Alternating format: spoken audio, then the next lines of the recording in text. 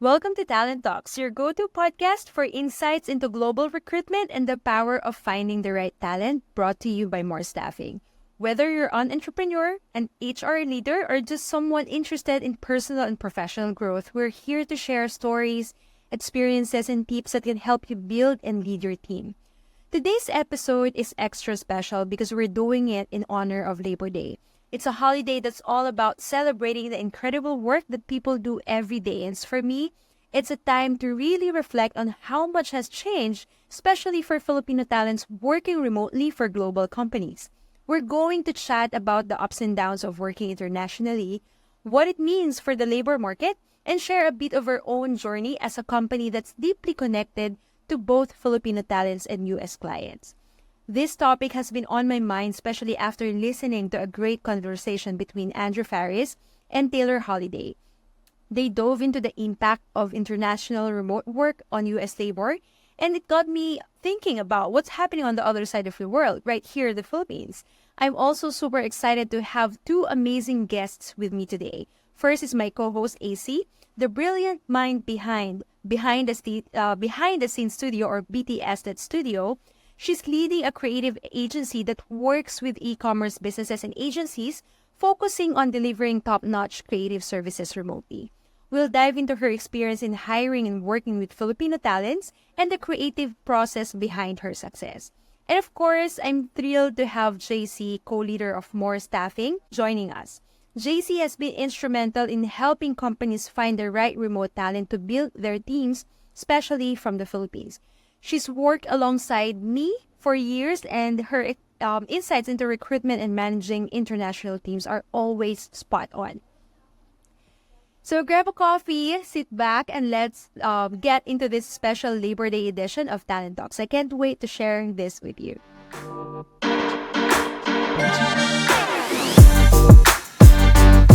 Hi, JC. Hi. It's nice to have you again in our podcast episode for Talent Talks. And this is a very special episode for me as we are doing this for the Labor Day on September 2, actually. So this is a few days away before the actual holiday. And I was very inspired when I was listening to Andrew Faris and Taylor Holiday discussing labor, about U.S. labor, actually, and also remote and international labor. I will be sharing with you the link of that podcast. It's a very great episode from Andrew Faris, and they discuss a lot of businesses-related topics, especially in the remote setup of hiring global talent. Both Andrew Faris and Taylor Holiday are using international remote team. As you may have known, that Andrew Faris is using behind the scenes for their creative requirements, graphic designing, video editing, and while Taylor, and also I believe Andrew hired some talents from More Staffing as well, while Taylor Holiday mentioned that he is maximizing and taking advantage of the international remote even outside the Philippines. So he has talents globally, and both of them have been constantly discussing about the positive impact of that. How they business grew by being supported by remote global talents. And so, as a counterpart to that discussion, I wanted to discuss what is the current situation of our talents here in the Philippines. And of course, there are pros and cons. In the podcast that they've discussed, they're thinking what could happen to U.S. labor, right? If the international talents will continue to work for U.S. companies, and what's gonna happen with the U.S. labor. So there's a discussion on that. But in the Philippines, I wanted to take a step back and reminisce some of our situation even before More Staffing and even before we started hiring Filipino talents for DTC brand. So just a very quick background for those who is first time listening to Talent Talks, and for those who doesn't know our background, JC and I have worked together as flight attendants more than 15 years. Probably 15 years. They celebrated their 15th year. So for that 15 years, we were both OFW. We call it OFW, Overseas Filipino Worker, wherein that's the only opportunity that Filipinos have when they want to earn more. So either you do your high school, you do your college, you graduate from college, and then you find jobs here in the Philippines and then get paid with a minimum labor. So in the Philippines, I would say right now, the minimum labor is around $260 per month. So I clearly remember my first salary, JC, when I was fresh grad. It's quite higher than my classmates, so I'm very proud of this, but this is $320 for the month. That was my first salary. And so I opted a year after working for KFC and Mr. Donut Toke, that was where I started my supply chain career. I applied for in Oman Air as flight attendant, and I resigned, and then I moved to Muscat with our batch to work as a flight attendant. So that's a quick overview. JC, do you have any work before Oman Air? Yes, I used to work in a hotel before Oman Air. So yeah, same with you. It's around, I think, $300 to $400. So yeah. And it's no brainer for us to accept the offer, because at that time it's already it's around our basic pay is around $1,400 plus flying hours plus allowance when we have layover. So it's like a no-brainer for us to accept that offer, plus the fact that we can travel. But it's also a very sensitive situation when OFW or Overseas Filipino Worker has a family. So for me, I was young and I don't have family yet, but I have a boyfriend that I left. That it became a negative situation for us. But imagine a family man or a mom needing to go abroad to earn that much, like to earn $1,500 per month. And fast forward to 15 years, like $1,500 a month is a low fee or low salary for Filipino remote talent. So that's the difference that we had, like from 15 years ago to present. And continuously as the time goes, it might be more and more difference in the future. So that's a little bit background. And then JC and I reconnected after Oman Air.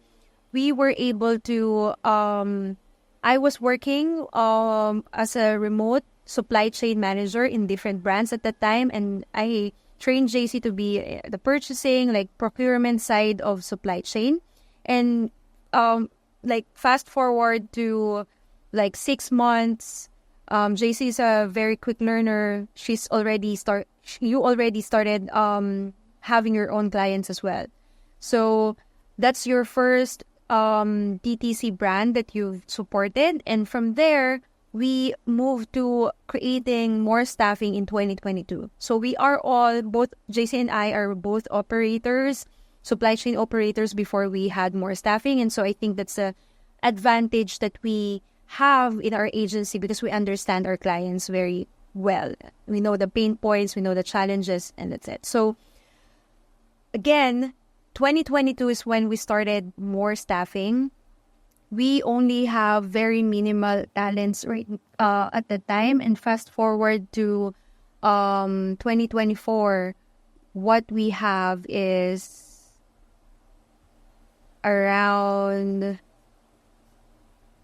216 total hires. Yes. And total clients we've supported is 90 companies. So majority of them have multiple hires. That's why we have 90 clients but 216 hires. So when one talent performs well, they will grow, and then they will need more talent. They will have more opening, and then they will continue to hire. That's what happened. And then I think also I would like to add to that. Like, that's very interesting numbers. Like, we didn't actually realize. We know that we have a lot of repeat clients, but not to that extent of supporting or providing a total of 216 hires for only 90 clients. So that's almost about 50% of rehires with our existing clients, which, I think it's one of like the major factors in our success by providing this quality candidates and helping, which is what we initially aim to do, help our clients build their team from the Philippines.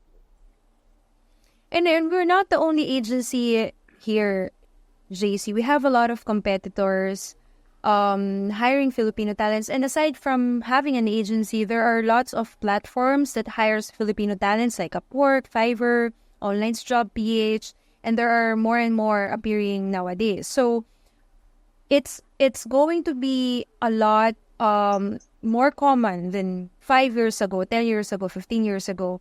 And then I think what we want to discuss is how will this impact, a question in my mind is how will this impact the Filipino companies? If they cannot hire talents, if they cannot hire talents using the minimum salary, what could happen to the businesses here in the Philippines? Or is there a way, is the government going to help and support these companies and these talents that for so that we don't have to get or seek for employment outside the country, or even if it's remote, we can support like Filipino companies instead of international companies. Because it's the balance that we're looking at. Like, if U.S. labor is in jeopardy of having like no enough work for them because they are with the international talents, and similarly with the international talents, that not just in the Philippines, South America, India, and other countries that has cheaper labor, what would happen to the businesses within that country? So that's something that we have thought about, but I'm not sure what is the support that needs to happen. Because if I will be choosing between working for US client or versus Filipino talent, if they can offer both same amount, I would choose Filipino company over international company, so I can support local. And surprise, Aycee, welcome. I made it. Welcome. And then we were just discussing how Jason and I started working together as an OFW when we still have to fly abroad to earn more, and fast forward to 2024 or post-pandemic, everyone can earn $1,500 per month. We flew and left our family for $1,500 per month. And right now, it's a very basic salary that a remote talent can earn.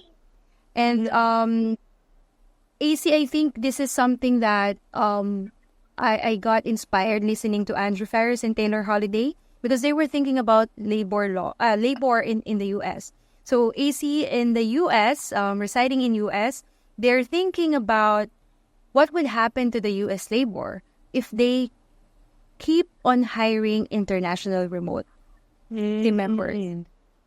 So that was the challenge that they've discussed. And so I got the inspiration there, and I said, same thing. What's going to happen to Filipino businesses if all our talents are supporting international clients? So there will be probably an imbalance of supply and demand. So I wanted to just get your thoughts in that. That's a very interesting point of view. It's just like in the Philippines alone, there is a brain drain already wherein people are already leaving the country for greener pastures. Then you're adding a second layer of remote work that they don't have to leave the country. I don't know. I think it's really, there is also that, correct with the imbalance, and I think there is the aspect of regulations, and that's why it's so important with the U.S. labor laws of, is this an employee, a contractor, and the likes. But outsourcing has been there for a while, but it's really now that because of the pandemic, truly skyrocketed to the possibility of getting more outsourced talents from different countries. Because I truly believe that talents are equally distributed. However, cost of living isn't. Yeah. Yeah. And then AC, to that point, I'm hoping that because of the post-pandemic situation where there are more online sellers, the e-commerce is higher than ever, that that was able to increase the businesses in the U.S. So instead of like the players pre-pandemic, and then those companies, those players have their employees in the U.S., I hope that the e-commerce businesses were able to add companies and business and not like kill the older businesses. Because in that way, if you're growing, you still have the work for U.S. labor. But since we need more, we have more and more business. We have more and more business that is opening. It might be there might be a shortage of U.S. labor, and that's why you need to outsource international labor. What I'm afraid is, I think this is what Andrew and Taylor has been discussing, is what if it has taken over the previous players and e-commerce is getting higher and higher, bigger and bigger, that we are just replacing local or U.S. talents with international talents. But I think more than the cost itself, we hear a lot of the pain points of clients when we ask during discovery calls, what's the reason for their venture of hiring someone remotely? Like we've had clients, Lara, that this is the first time that they will be hiring offshore. It's because of one of the main reasons that I hear is the decline of quality of work that they get from U.S.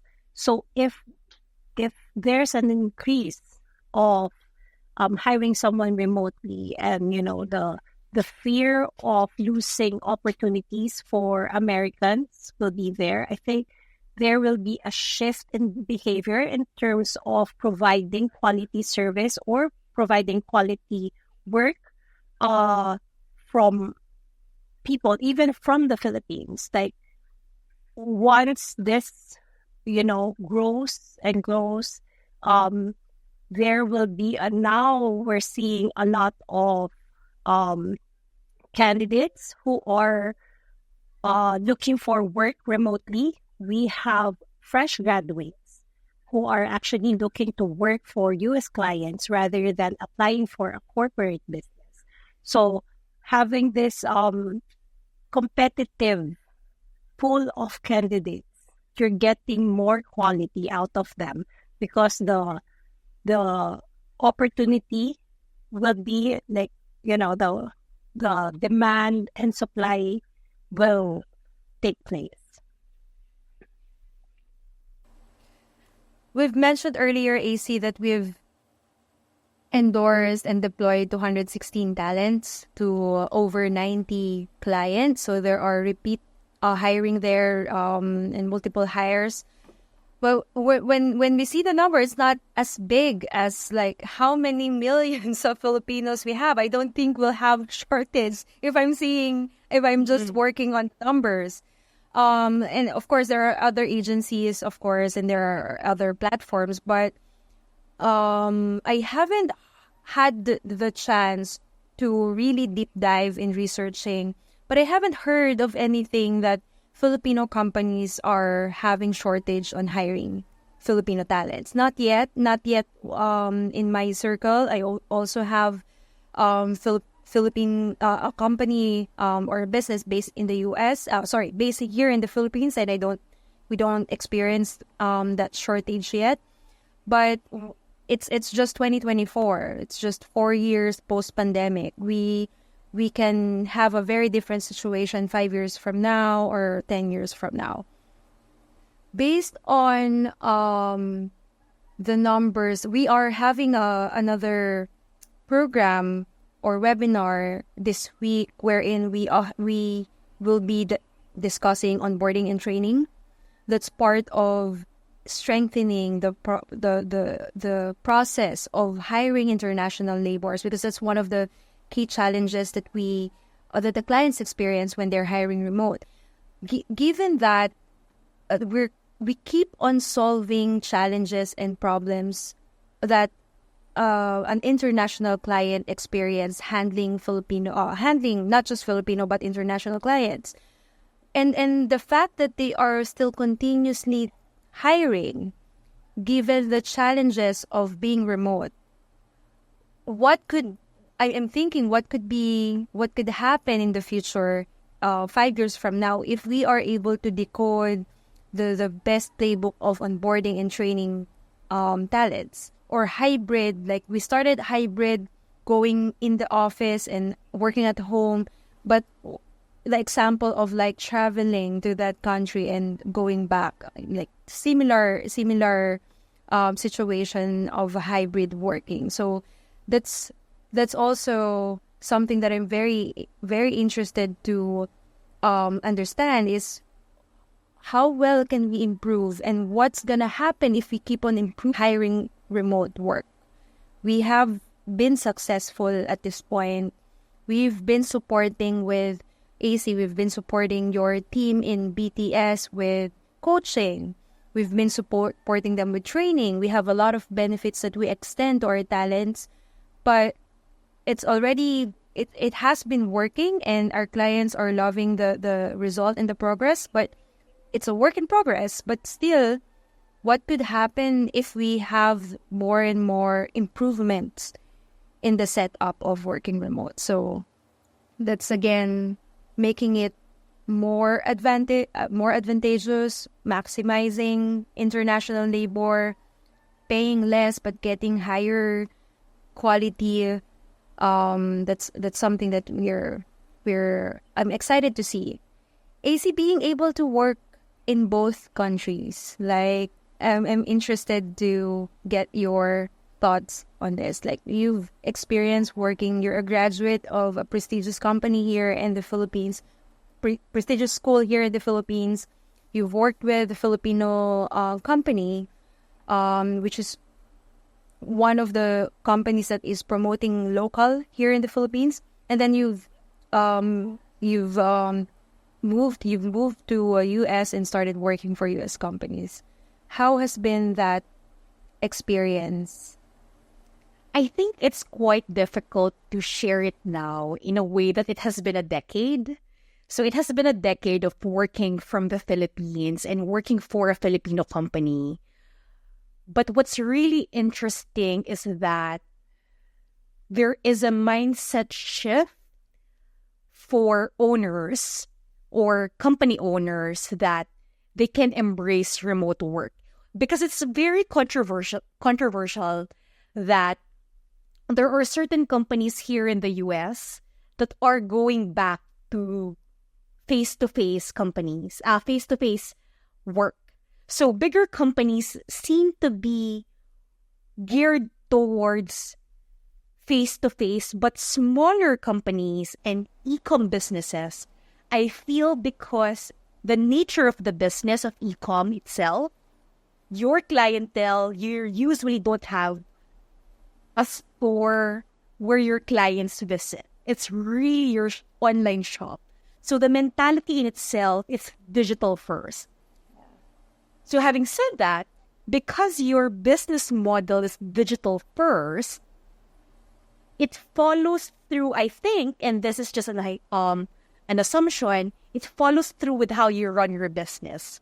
Compared to the bigger corporations who have physical stores and have physical offices that may require them to go back to offices.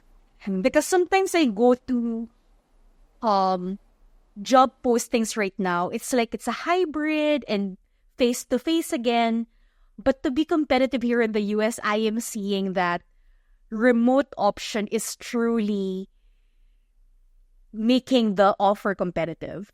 But yeah, I think there's just e-commerce businesses is such an industry that has a digital first mentality, and that's why they're more open to remote first workforce. And that's a good point. We have experience in more staffing. Most of our clients, probably 95% of our clients, are e-commerce, either selling products or selling services. But we have like 3 big clients right now that is a huge company in the U.S. But what they're hiring from us is our financial positions. So you're right when you've mentioned probably marketing, sales, supply chain that needs to be in the plant, in the office. They would do hybrid or they will require face-to-face. But positions like bookkeeping, accounting, right? APAR, those are positions that they have found out to be still very effective even if the talent is remote.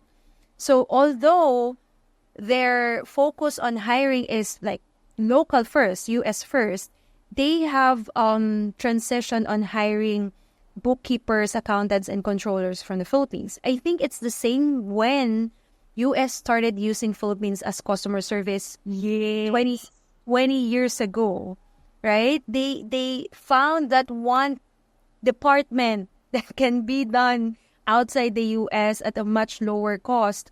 And then they built PPOs here. And the advantage here is that governments have earned so much from that. It's not just Filipino talents earning more because customer service positions and outbound or inbound is earning more than even professionals. I was earning more as a call center agent when I was studying as compared to being an engineer after studying. It not only helped the talents, it also helped the Philippine government and the businesses here in the Philippines.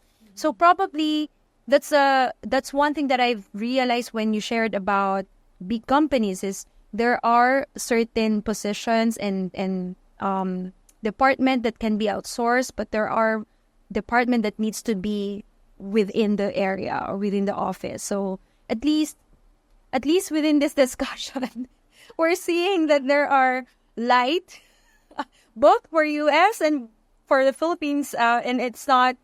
I'm hoping that the end of this discussion we're seeing more options like that it doesn't have to choose it. We don't have to choose between this or that, or US labor doesn't have to lose the opportunity to work, and the Filipino businesses will not lose the opportunity to hire top talents because they can afford or they can still hire great talents from the Philippines. With your, I wanted to talk about BTS for a while, Aycee. I haven't mentioned BTS yet.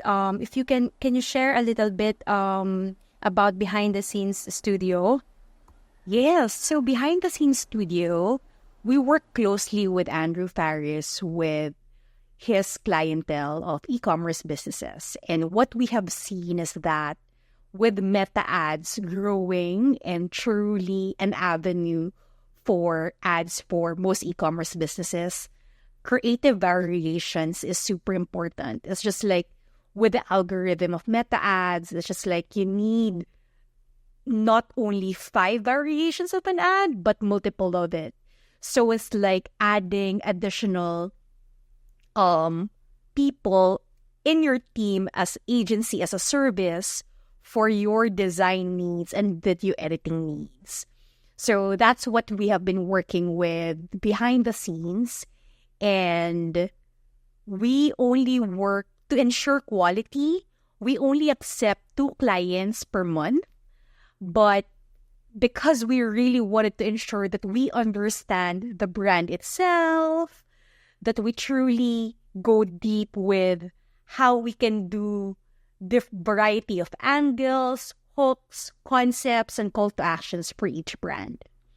And this is one, again, another aspect or category or work that can be done successfully remotely. Like it's most designers, editors, they focus on their own, they use their own time to do their work, even here in the Philippines. Like they have their creative moments, and sometimes they can do it from anywhere. They can do it from home, in the office, outside. They're needing to be in different places to have the sometimes inspiration and Inspiration.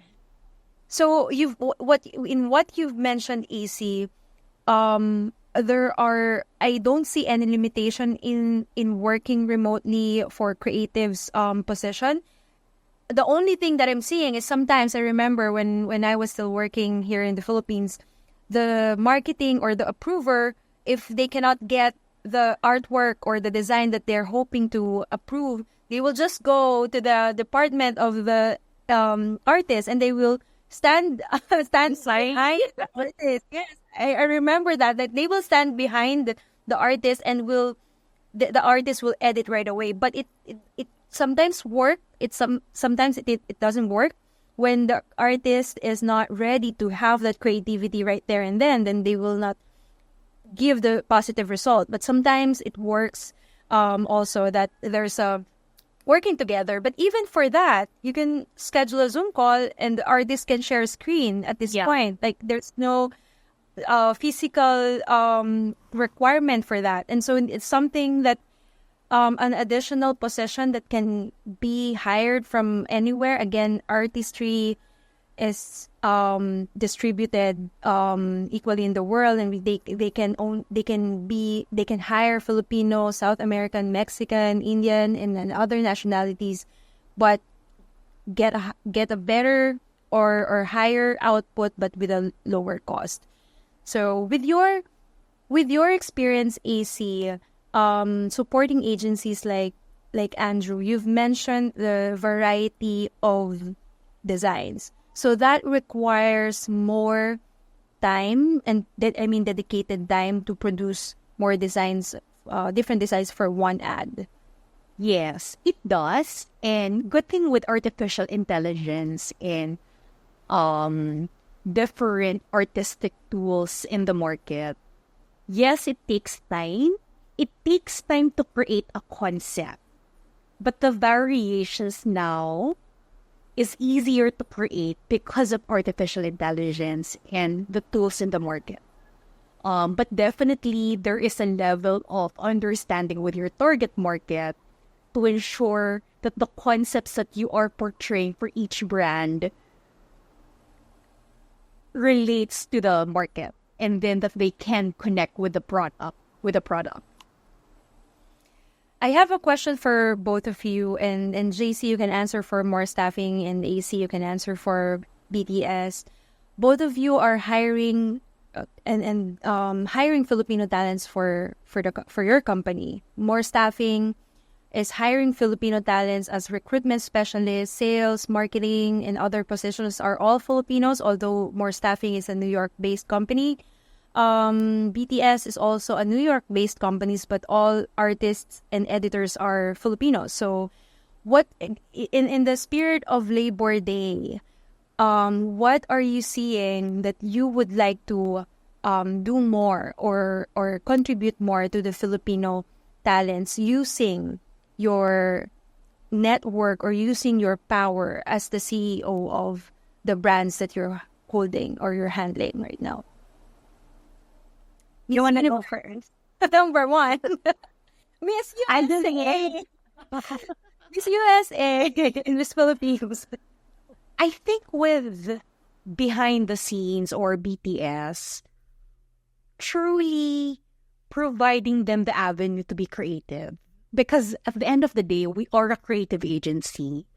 We are a creative agency, and then providing them the necessary skills, the lunch and learns. We do lunch and learns, but it's not lunch my time when we're doing lunch and learns in the Philippines. Is that what are the new systems in Figma? What are the new systems in AI again? It's just like it's true. It's really AI that is really big right now, and with the creative variations, it's important that they continuously be inspired and have different angles on how they create the designs that they are submitting. So at least for me, providing that space for creativity, providing the space for growth, and the inspiration to be creative. And for Miss Philippines, Like very interestingly, the team members that we have right now, uh, uh, the team members that we have right now is, the first thing I notice is the quality of life, the improvement of their quality of life. We always have this Monday meeting, morning call, where we start our meeting with the question, what are you grateful for? So it's very humbling every time they share, what changed in their lives since they have worked with more staffing. I think it's like I've mentioned with Lara, I'm bound to give birth in a few weeks' time, but it's so hard to let go of the responsibilities of being part of more staffing because of our team members, because of our clients. We want to ensure, that we take care of our team as well. This is what we share with our clients, is to guide them in order to have like a good relationship with their potential hires. And we want to ensure that we do that as well with our team members and giving them this job security. They're happy with their work. They're not overworked. We're always on, we always aim to have quality over quantity when it comes to deliverables. And yeah, like when they share, what they have right now versus what they experience in the corporate world, it's very inspiring. And it's one of our main motivations to grow this company in order to provide that kind of work environment for more Filipinos. and thank you for sharing that, Miss USA and Miss Philippines. I think for me, it's also more staffing and BTS and Move Supply Chain are all supporting both clients and talents. We support for BTS. I know that it's super helpful for clients to have you because you have a project management, not just great artists, but someone is leading the team. Someone is being the leader and managing the team instead of giving that responsibility to the owner, and the owner can focus on growing the business. For more staffing, it's the same. And Move Supply Chain, we are doing the legwork. We are thought partners as well. When they want discussions, we can be someone that they can discuss the project with, and we can suggest, recommend. It's a partnership that we're offering for our clients. And then at the same time, for our talents, it's a better salary, better opportunity, and learnings that they have been learning with these brands. I believe that even if they choose to support Filipino clients or other international clients, what they have learned from us, from working with us, supporting U.S. companies, is going to be very valuable as their experience grows and make them more expert in the field. So regardless, we didn't have the answer on the how imbalanced it would be from in the U.S. side and in the Filipino side. We can continue to research and be open about discussing this in the future. But I think what's important right now, it's not the competition and not focusing on the imbalance, but supporting each other, supporting the clients and the talents at the same time. And I think that's a good vision to work on for all brands that we're creating, for our talents that we're hiring, and clients that we're supporting with Filipino talents. Absolutely. And I think I just wanted to add, just to finish it, is like, I cannot emphasize enough how when you work with a Filipino talent, you're hiring not only an individual, but you're hiring a community. And therefore, this community is being benefiting from one job in itself, because it's not only for personal gain, but also for their family, for their relatives, for their friends, for the community around them, that truly enables them to provide not only for themselves, but for many others. And I think same with clients. Aycee, we are supporting them to, some of them are quitting their work and instead focusing on business, so they have time with their family, so they have time to do more self-care. And so I am hoping that we can do more positive and positive impact and advantage in doing this hiring from the Philippines to international clients. Yes, I'd also like to add, last, that recently all the discovery calls that we have is more on, finding out what's there, what they can expect, or what value they can hire, from someone from the Philippines. So I think, and I believe that we're just still scratching the surface of what we can offer to the business owners globally.